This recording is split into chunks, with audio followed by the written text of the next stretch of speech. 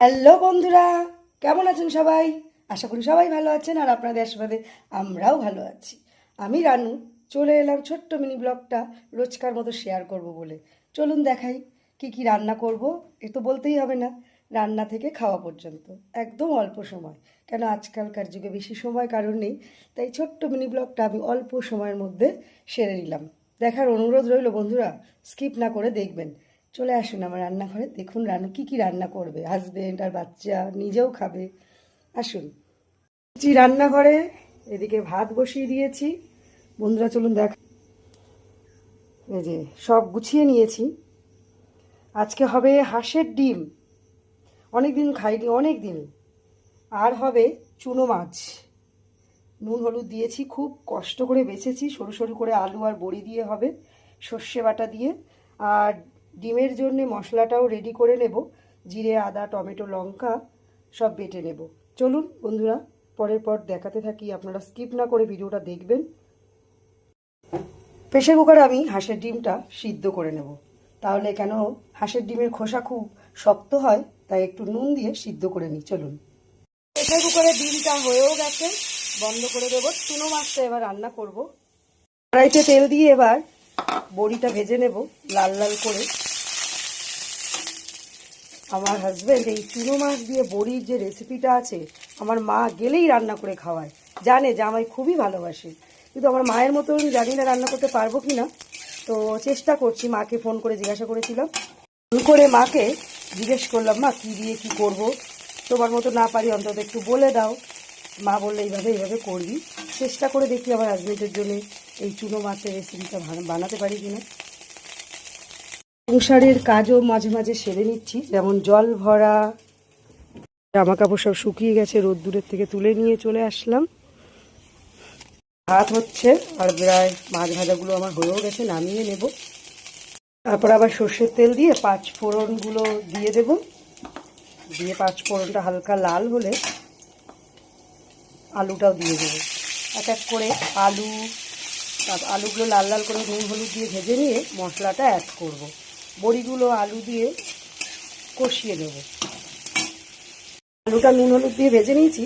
একটু রসুন টমেটো জিরে বাটাটা আগে দেবো, তারপর সর্ষে বাটাটা দেবো, কেননা সর্ষে বাটা দিয়ে তো কষা যাবে না, তাই জন্যে এই রসুন টমেটো আর লঙ্কাটা আগে দিয়ে কষে দিচ্ছি, খেতে খুব সুন্দর হবে। এর থেকে বড়িগুলোও দিয়ে দিলাম, বড়িগুলো খুব জাল খায় বলে তাড়াতাড়ি দিয়ে দিচ্ছি। এবার সর্ষে বাটাটাও ঢেলে দেবো, আর লাস্টে দেবো চুনো মাছগুলো, একদম হয়ে যাবে। তারপর ততক্ষণ ওদিকে ডিম সিদ্ধ ছাড়াতে হবে। চলুন, বেশ খানিকটা জল দিয়ে দিয়েছি, এবার চাপা দিয়ে দেব। কমে কমে বড়িটা একদম সিদ্ধ হয়ে যাবে, লাস্টে চুনো মাছটা দেবো। এগুলো ছাড়িয়ে ফেলি। চলুন, ডিম ছাড়াতে কিন্তু আমার খুব ভালো লাগে, 20-25টা ডিম আমি ছাড়িয়ে ফেলতে পারবো। আবার ডিম ছাড়ানো মানে খুব এক্সাইটেড ডিম ছাড়ানো। চলুন ছাড়িয়ে ফেলি ডিমটা। চুনো মাছটা এবার দিয়ে দিলাম, বড়ি আলু সিদ্ধ হয়ে গেছে। চুনো মাছটা দিয়ে একটুখানি মিষ্টি দেবো। এই যে ঝোল ঝোল দেখছেন, এটাও টেনে যাবে, বড়িতে টেনে যাবে। একটু মিষ্টি দিয়ে দিয়েছি, এবার নামিয়ে দিয়ে ডিমের ঝোলটা বসাবো। মাছটা ঢেলে ফেলেছি একটা ছোট্ট বাটিতে, আর এদিকে ডিমের ঝোলটা বসিয়ে ফেলছি। এবার অনেকটাই বেলা হয়ে যাচ্ছে, আমার হাজবেন্ড চলে আসবে, ঝটপট রান্না করে নিই। ভিডিওটা দেখতে থাকুন বন্ধুরা। তুলে নিলাম বন্ধুরা, আলু পেঁয়াজ লাল লাল করে ভেজে নিয়েছি। এবার মশলাটা দিয়ে দিচ্ছি। বেশি কিছু বাড়ালাম না, ছোট ছোট মিনি ব্লগ বলে সব কিছু দেখানো সম্ভব না, এই জন্যে শর্টে দেখাচ্ছি। ভিডিওটা ভালো লাগলে বন্ধুরা লাইক কমেন্ট শেয়ার করে দেবেন। দিয়ে এই আলু আর মশলা কষিয়ে জল দিয়ে কমিয়ে রেখে দেবো যতক্ষণ না আলুটা সিদ্ধ হয়।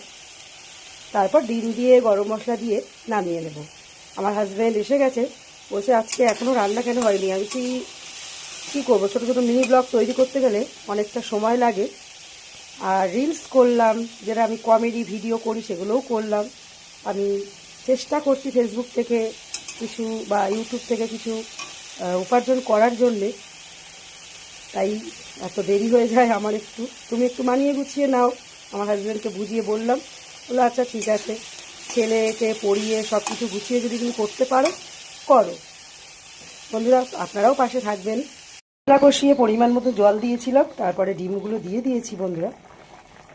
তারপর গরম মশলাও দিয়ে দিলাম। দেখুন কত সুন্দর ডিমের কালারটা এসেছে, খেতে দেখি কেমন হয়। তো চলুন, দাদা চান করে এসে গেছে, ভাত বাড়ি, আপনারাও দেখতে থাকবেন।